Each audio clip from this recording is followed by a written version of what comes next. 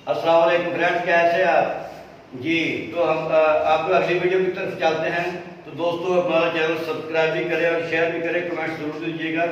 तो फ्रेंड्स, ये ऑब्जेक्टिव है, ये भी मैनी और मैनी है। तो इसको जरा देख लें कि इसमें फर्क क्या है। मैनी जो है, इसका मतलब है कुछ, ये तादाद को जाहिर करेगा।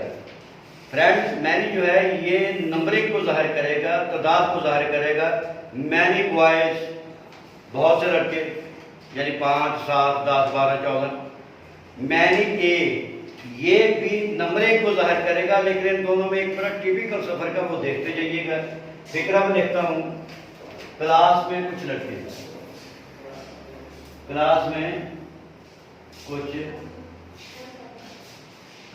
लड़के जी, there are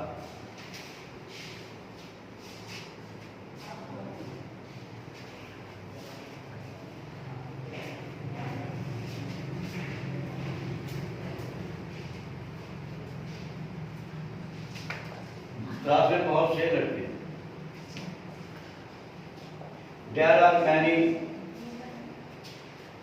boys in the class.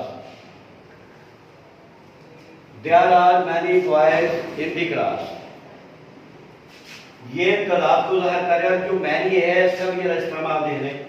अगर किसी फिक्रे में मैनी ए आ जाए और फिक्रा ऐसे ही हो तो उसको करेक्शन कर दियो, तो वो कैसे करें?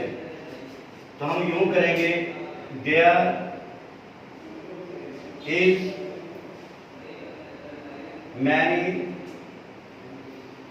a boy in the class। Friends, बात ये है कि मैनी ए जो है, इसके बाद कभी नॉन जो है प्लूरल नहीं आता, नेवर, कभी भी नहीं आता। और इसका जो हेल्पिंग वर्ब है वो भी सिंगुलर होगा। There is many a boy, इसका मतलब मैनी आ का बॉय का मतलब मैनी बॉयज।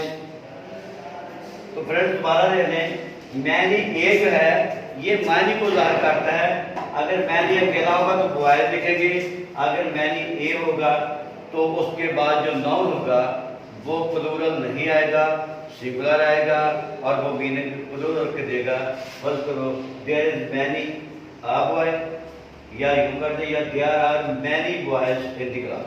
ये फिक्रा जो है, क्लास में बहुत से लड़के हैं, दोनों तरह ही से ठीक है। तो इसके बाद एक और लफ्ज़ के साथ मच, MUCH, मच, ये क्वांटिटी को ज़ाहिर करता है, जिसे मकदार कहते हैं, क्वांटिटी को ज़ाहिर करता है। तो फ्रेंड्स, मैनी जो है ये नंबरिंग को ज़ाहिर करेगा और मच जो है वो क्वांटिटी को ज़ाहिर करेगा। तो वो देखते हैं कैसे, कि हम ये नहीं कह सकते मकदार किसी चीज़ की बता रही हो तो मच कहते हैं मसलन, और मच की जो एडजेक्टिव है वो भी यूं बनती है, मच, मोर, मोस्ट, जिसकी एडजेक्टिव भी फ्रेंड्स यूं बनती है जी। तो इसके साथ ही हम आपसे इजाज़त चाहेंगे। अगली वीडियो तक के लिए अल्लाह।